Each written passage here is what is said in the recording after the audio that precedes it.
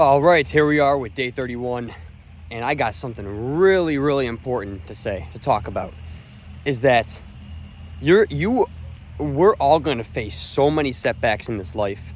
We're going to face extremely hard obstacles. We're going to face roadblocks. We're going to face walls trying to prevent us from getting where we need to get to. And the thing is that, evil, the devil, however you want to look at it, just there's so much that goes on. There's so much that goes on. And there's so much that always tries to hold us back from getting where we need to be, from accomplishing our dreams, our goals, our mission, whatever it may be. There's always so much that's holding us back and trying to hold us back. And the thing is that it's so easy. It is so insanely easy just to say, you know what? Screw this, I'm done. And then from there, give up. It is so easy to give up because all it requires you doing is walking away. That's it. But keep moving forward, continuing to move forward and move past those obstacles, those setbacks, those obstacles. It requires you to fight. It requires you to take beatings and punches that you never thought you would take. It requires you to do some beating, right? Break down the walls, kick down the obstacles, but it also requires you to take some beatings because there's going to be some enemies along your way that just beat the living heck out of you. But I'm telling you this right now, is that the easier option, 99% of the time, is never the better option.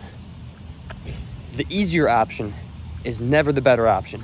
It's always the harder option, the option that requires you to keep fighting, to keep moving forward, even when it's just like everything's just gone crazy, man. That's the harder option, yet that's going to be, in the end, the better option for you. Why? Because at the end of the day, you got to keep fighting and you got to keep moving forward. That's just the bottom line. And if you do that, if you do what most people are not willing to do, you will get to where you need to be. You will accomplish what you need to accomplish. You will get the blessings that you are praying for, because it requires the end goal of whatever you're trying to get to. It requires you to become a man stronger and better and more worthy than we are today. It requires us to become better, stronger men. Think about it, right? Let's say, how can I put this in perspective? Let's say that we prayed to God for something. God, please give me this, right? But God, okay, fine. God, please make me financially stable. But yet, right now, we are very stupid with finances. Actually, you know what? This happened to me. Heck, I'll just tell my story from this, because about a year, maybe a year and a half by this point ago, maybe 2 years. Oh my gosh, time's just going by too fast. But a little while back ago, I was really stupid with my finances. I was working as minimum hours as possible to keep up with just like gas and a couple groceries. I was working minimum hours as possible, even though I called myself a man. And with most of my money, I would just blow it on random garbage. And I would barely even be able to like get my gas or, the groceries and food that I needed. And so I would just blow a lot of my money on random garbage. And the leftovers that I have, I never saved it. I just blew it on random garbage. Random like junk food or random, random little gadgets off like Amazon and like that I see at the store that, I would use for like a week and throw in the back of my closet and forget about. Like I would just blow it on random garbage that was never needed. And yet I was also praying to God that he makes me financially stable. I'm like, God, please help me become financially stable. And you would think common sense, right? Like, okay, work more hours and be smarter with your money. One would think common sense, right? Or one would think, okay, that's the way. But no, that's not how I was thinking. I was just hoping that, maybe God would just give me a whole bunch of money and, practically make me rich so that way I can keep up my stupid habits, but then also have money. But then what would have happened if he'd given me that money when I was financially stupid? What would have happened is, I guarantee I would have been fine for a while. I would have been cruising for a while. But over time, as I continue to blow my money on random garbage and stupid stuff and have my bad financial habits, that money would start to go down the drain until eventually I'm back down to zero where I was before. Oh, God, I thought you made me financially stable. What the heck? you know what? So God had to teach me the hard way. And over, not like necessarily the next couple months, but like I think like the next couple months were just like normal, like me blowing my money on random garbage. But then like a little while later, you know what happened is that I realized like how much my car needed to be repaired. Otherwise it was basically just gonna like bust up, right? Because first it started off with needing new tires, right? That was the beginning. And then they looked more, said I needed new tie rods, said I needed new wheel, like wheel lock something, wheel screws, whatever the heck they're called. And then I also realized that I needed a coolant flush, a transmission fluid flush, a new battery, like, oh my gosh, it was, engine mounts. Oh, that was the worst one. So anyway, and this all happened within the span of like a couple months that I needed all this stuff. But I'm saying, like, you know, I got the tires replaced first and they said I needed this. And I'm like, oh shoot, I actually like kind of have to work more. And when I needed new tires, I didn't have enough to pay for them. And so I went to my family. I'm like, hey, can I have, you know, do you mind if I just borrow this much money? Biggest fight we ever had. Because at this time I was like 21, right? Yeah, I believe so. But anyway, 21-year-old man asking his family that's letting him stay at home for free and also helping him through school, right? When I'm not even going to some big old expensive university either. I'm going to like a good university, but it's not some like crazy expensive, you know, like drop $50K a semester. No. Like, it's actually a really decently priced university. And so my they blew up at me. They're like, you need to be like, I don't know why you're not even working more. We're putting in all this work. We're letting you stay here for free. And like, this is, you still want more from us. It's like really as the right to do so. They've done nothing but take care of me and love me and put a roof over my head. And like, even after that fight, like I wasn't even angry at them. I just felt like a terrible person. I'm like, wow, man. And they're absolutely right. They've done more than, you know, they've done a lot more than I deserve for me. And yet I'm still trying to take more from them. And honestly, shame on me for that. Shame on me. But that was the deal. I got in a huge fight. I basically thought I was going to be thrown out. I thought that was it. We ignored each other for like a couple of days. And I even tried calling like my mom at one point, and she was just like, look, I got to go back to work. Like, she didn't even want to talk to me. And like, again, rightfully so. I remember how bad it felt. Like, I felt like just a big old idiot. Because I was, man. I should have been working more hours all along. I don't even think I was working like 25, man. And they're over here grinding out 40 to 50 just to, you know, help me through like growing up and everything and getting to where I'd like to be. And, you know, and I'm a grown freaking adult too. And they're still, you know, helping me out. It's like, how dare I ask them for more, bro? Honestly, like I still look back and I just cringe at that. I'm like, shame on me. It was such just a, really, Justin, really, you know. But I learned the hard way, and thankfully we ended up talking it out after like a few days of, you know, not talking to each other. And they basically told me like, look, you know, like they told me that they love me and they want the best for me too. Like when we talked it out, like, yeah, you know, they had like their strict tone of voice, but like they weren't like angry or pissed or yelling or anything. But they said like, you know, if you're not going to learn from this, because we thought we thought that we taught you better, and they did teach me better. They did teach me to be better than that. I just chose stupidly not to. But they were like, we thought we taught you better, so you know what? If you're not going to learn, then we're just going to have to kick you out, and you're going to have to learn the hard way. We don't want to do it to you. That's the last thing we want to do to you, but if that's what it comes down to, we're going to have to, because, like, you know, we're working so hard, and we're tired, and, like, we can't keep, you know, just giving away everything when we've given you so much. And they were like, you know, we really want to. We wish we could just give everything to you, but that's just not how it works. So again, it goes to show, like, they really did show their love for me. I mean, they did. But at the same time, like, you know, even if they were to give me everything, that wouldn't have taught me anything. And that's what my parents have always taught me too. They've always taught me, like, hey, you know, we're going to give, we're going to love you, but we're also going to set those boundaries, because if we give you everything, you're not going to learn anything, right? If they gave me everything I ever needed, I would never learn anything. I would just continue to do stupid things. And if they gave me all the money that I needed, I would continue to blow it on random crap and garbage and do stupid things. So you know what? I'm glad I had to learn the hard way. You know, and it was my fault for learning the hard way. It's not like I could have learned the easy way to begin with if I just wasn't so making dumb decisions, but I decided not to. And so you know what? I had to learn the hard way, man.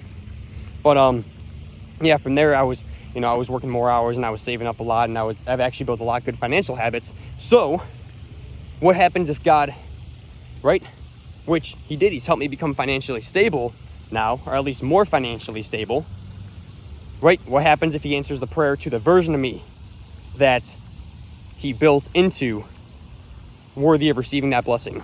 Going back to that, because again, if he had like, given me the, when I was back making stupid financial decisions, I thought that becoming financially stable would just mean, oh, I need more money.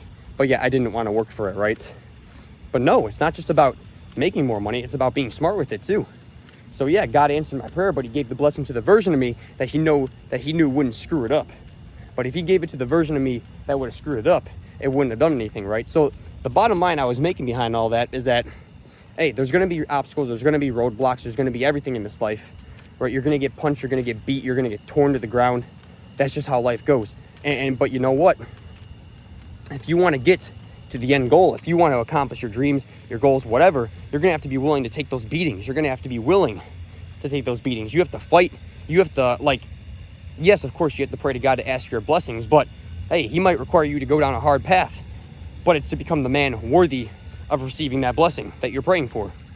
Because we all think that we're the best and worthy right now, the best version of ourselves, but no, little do we know how much potential we actually have inside of us. Little do you know how much potential you actually have inside of you. I hope that you know you have potential, and that's great if you do, but whatever you think you have a lot more.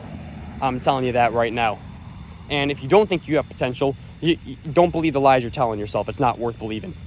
But no, you have a lot more potential than you think. And I'm telling you, man, it is only through the obstacles and the setbacks and the failures and the sleepless nights and the punches and the kicks to the nuts. It's only those things that are ever going to teach you how strong you really are. And it's only those things that are going to build you into the strong man that you need to become. It is only ever those things. Because yes, sometimes you learn good by reading a book, right? Sometimes you learn good, but sometimes you learn even better when you actually experience it. Sometimes you learn good from that online training for the job, right? But sometimes you learn even better by actually just going out and doing the job, right? Sometimes you can learn better by hearing, and like an online influencer or teacher or whatever, this is how to build the best relationship. But sometimes you build the best relationship by just going out and doing it. So you know what? Yeah, sometimes some things will be taught to you through words, through lessons, but sometimes things will be taught to you through life experiences. And a lot of those life experiences are things that are going to beat you and punch you and kick you and take a shot to your nuts. That's just how it goes, man. That's just how it goes. But I'm telling you, it is those really hard times and those hard life experiences that are going to build you into who you need to become. It's those hard times, those hard experiences, those setbacks, those failures that are going to teach you and build you into a better version of yourself. That's just the bottom line. And so you know what? Yeah, you're going to have everything against you going after your dreams and your goal. You're going to have, maybe even your family and your friends will be against you and say that, no, you shouldn't go after it. It's too risky or it's not worth it or whatever. But it's like, it's your life. You know deep down inside what you need to be doing. Other people aren't you. So really, I think that if people have your back, they're going to be happy for you and cheer you on no matter what. Even in your worst phase of your life, even in the worst times, right? The real ones stick around with you during the worst times. The fake ones only come around during your best times so they could be part of it and get some of that, get some of that gold. But it's like, no, man. The real ones are going to stick with you even during your worst times. And look, bottom line is that you're going to go through those worst times in your life. But those are also going to be the greatest teachers, the greatest mentors, and the greatest strength builders. Because we need them. We need them. So no matter how hard life gets, no matter how much you fail, no matter how annoyed and frustrated you are, no matter how much you just want to drop everything and turn around and give up, because it's so easy. It is so easy just to say, screw this, drop everything, turn around and walk away. It's so easy. Anyone could do it at any moment. I can do it right now if I wanted to, which sometimes I do kind of want to, but no, I know that would be a mistake, and so do you. So whatever it is, man, that's like trying to hold you back or trying to stop you from getting where you need to get, just fight through it. Fight when you need to, and then just open your arms and take the punches when you need to. Just take the beatings, man. Take them and own them and embrace them. as I was saying before, my running out of storage rudely interrupted me. Take the beatings, own them, embrace them, fight when you need to, like break down the walls in front of you and fight through the enemies in front of you. Like that's just the bottom line, man. You know, that's just what we got to do. It's hard. It can be tiring, frustrating. I know, but hey, it's all for a purpose. It's all for a mission. It's all for a reason. And let those failures and hard times, let it build you into the stronger man that you know, that let's let those things build us into the stronger men that we need to become. You know, so we just gotta embrace it no matter how hard it may be and enjoy it the most that we can. But at the end of the day, we just gotta keep fighting, moving forward, not letting obstacles hold us back from where we know that we need to get and where we need to be. And that's how we're gonna get through it. It's not easy, but it's worth it. If it were easy, everyone would do it, you know. And that's the kind of stuff we got to do, and the kind of messages we got to spread on, right? You know, even Jesus fought his way all the way up to the top of the mountain to be nailed to the cross, because that was his ultimate mission. And he endured it till the end, man. He endured it until he passed. And it's like, especially with the weak state that he was in because of how much beatings he took. I mean, you know, I can imagine how hard it was for him. So, yeah, it's like, you know, at the end of the day, you know, even Jesus, the perfect man, had to keep moving forward and taking and embracing the beatings in order to accomplish his ultimate mission. You know, so that's what we got to do, man. That's what we got to do. So anyway, that being said, we're going to get to this workout, late night leg workout, and I'll throw in the jump ropes with some cardio under the street pole light too, to at least have some light here. Be doing like some squats, some lunges, some calf raises, and yeah, that's pretty much it. And of course the jump rope with cardio. So legs and cardio. So yeah, let's get to this, shall we?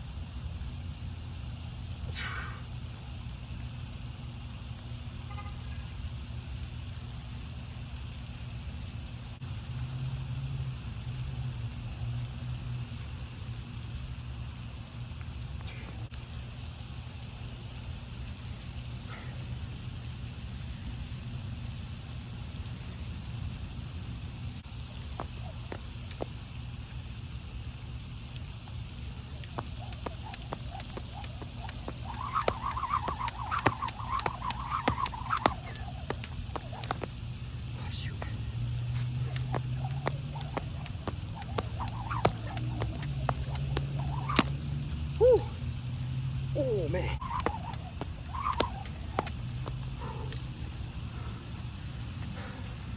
Oh man. Jump rope came up and hit me, like slapped me. I don't know.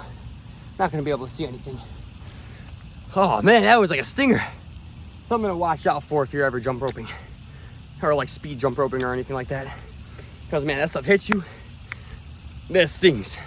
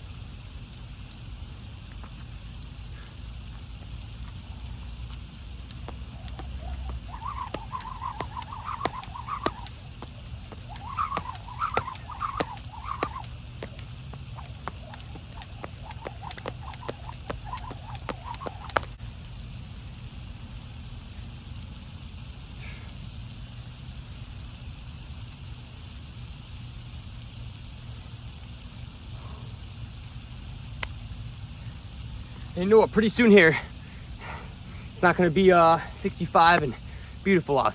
Pretty soon here, it's going to start to get to 50, then 40, then 30 in snow, then 20 in snow, then 10. You see your breath.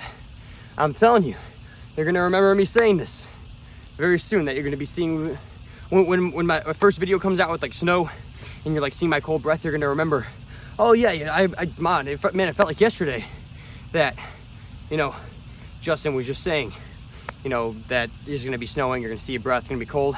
It felt like just yesterday, and that was actually all the way at the end of summer. It's going to happen fast. Time always happens fast, I'm telling you. Remember this one. Remember it.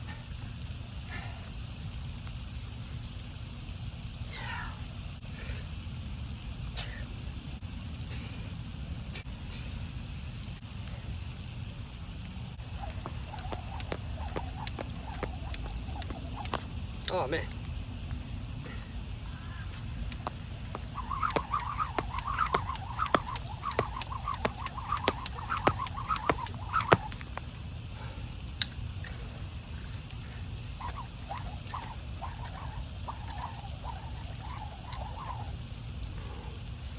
Whew.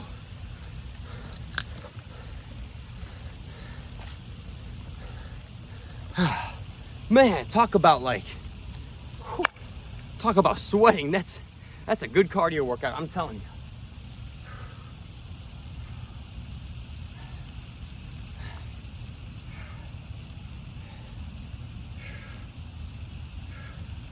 you. Whew. Okay, I think that's it's gonna kind of wrap it up for now. So that being said, let's go read a little bit of God's word and call it the night, shall we? Quickly before that, here's a nice cool view of like the lake I was just by, because I was right underneath the light post right over there. But there's like this lake in the background too with a cool little water fountain at night. I also like to just go on the dock sometimes. There's other places around too, and actually there's this one place I haven't been in a while, but I really do need to go back because it's really cool at night. Like, it's just dark all around, except you just see like, you know, so you see how there's like a light out there, right? I believe there might be a light like on the lake. But instead of having like all these lights of buildings back here, it's more just like dark all around. But, you know, you'd see like some of the houses lit up back there. So it's just kind of like a cool little spot with a cool little dock. I got to go back there. Maybe I'll do a workout there soon. Maybe like some cardio I'll do there soon. Because what I will say is, what I've been thinking about is that I still want to split up half weightlifting, half calisthenics. However, what I do really like about the gym is that I just feel more locked in when I'm there. Like, I feel like, you know, I'm in a place of fitness. I'm in like the fitness environment. And so I really feel more locked into fitness. Whereas outside, I know is where I've always done either like my kind of peaceful, like walks or prayer meditation sessions. And I've also done my cardio at too. I've done calisthenics out in the past, but I'll be honest, like, I don't think it's really hit as hard as just being in the gym. And so if I do if I go to the gym, like, you know, 5 days a week, let's say Monday through Friday, and then I do weightlifting there, but also throw in calisthenics with it too, and then I do my cardio outdoors, where I've always just like done really good with that, I think I can make the best of both worlds, indoors and outdoors, along with still having weightlifting and calisthenics, except kind of in that fitness zone, if you will. So I'm really thinking about doing that, because I still want to keep the half weightlifting, half calisthenics. I really feel it. I really feel like I need to, but instead of splitting it up 3 and 3 during the week, it's like, you know, boom, put them together, and then the cardio I do outside, whereas the weightlifting and calisthenics I do inside the gym, where I feel locked in the fitness zone anyway. I've always gotten really good workouts and at the gym, so I'm really considering doing that, but if so, wouldn't even start till next week anyway, or, you know, just whenever, but I'm really considering it, so you might see that soon. But anyway, enough rambling, back to God's word we go. We are back from where we left off. And I remembered it this time, Luke 11:33. Yeah? Okay, awesome. No one lights a lamp and puts it in a place where it will be hidden, or under a bowl. Instead, they put it on a stand so that those who come in may see the light. Your eye is the lamp of your body. When your eyes are healthy, your whole body is also full of light. But when they are unhealthy, your body also is full of darkness. See to it then that the light within you is not darkness. Therefore, if your whole body is full of light and no part of it is dark, it will be just as full of light as when a lamp shines its light on you. When Jesus had finished speaking, a Pharisee invited him to eat with him. So he went in and reclined at the table. But the Pharisee was surprised when he noticed that Jesus did not first wash before the meal. Then the Lord said to him, "Now when you, Pharisee, clean the outside of the cup and dish, but inside you are full of greed and wickedness.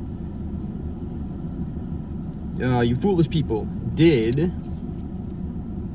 not the one who made the outside make the inside also? But now as for what is inside you, be generous to the poor, and everything will be clean for you. Woe to you, Pharisees, because you give God a tenth of your mint, rue, and all other kinds of garden herbs, but you neglect justice and the love of God. You should have practiced the latter without leaving the former undone. Woe to you, Pharisees, because you love the most important seats in the synagogues and respectful greetings in the marketplaces. Woe to you, because you are like unmarked graves, which people walk over without knowing it. One of the experts in the law answered him, Teacher, when you say these things, you insult us also. Jesus replied, And you, experts in the law, woe to you, because you load people down with burdens they can hardly carry, and you yourselves will not lift one finger to help them. Woe to you, because you build tombs for the prophets, and it was your ancestors who killed them. So you testify that you approve of what your ancestors did. They killed the prophets, and you build their tombs. Because of this, God in his wisdom said, I will send them prophets and apostles, some of whom they will kill and others they will persecute. Therefore this generation will be held responsible for the blood of all the prophets that has been shed since the beginning of the world. From the blood of Abel to the blood of Zechariah, who was killed between the altar and the sanctuary. Yes, I tell you, this generation will be held responsible for it all. Woe to you, experts in the law, because you have taken away the key to knowledge. You yourselves have not entered, and you have hindered those who were entering. When Jesus went outside, the Pharisees and the teachers of the law began to oppose him fiercely and to beseech him with questions, waiting to catch him in something he might say. Man, they just kept going after him. They just didn't stop. They kept going after him. They kept attacking him even when he would shut them down. Like, man, just take it easy on the poor man. He's trying to save you guys here. Anyway, that's gonna do it for today. So yeah, another great day as usual, another blessed day. So let's go become the great men that we were born to be, and I'll see you tomorrow, bro, to continue being locked in, self-improvement, fitness, faith, all that good stuff, locked into our goals, all that good stuff. Anyway, yep, I'll see you tomorrow, bro. Peace.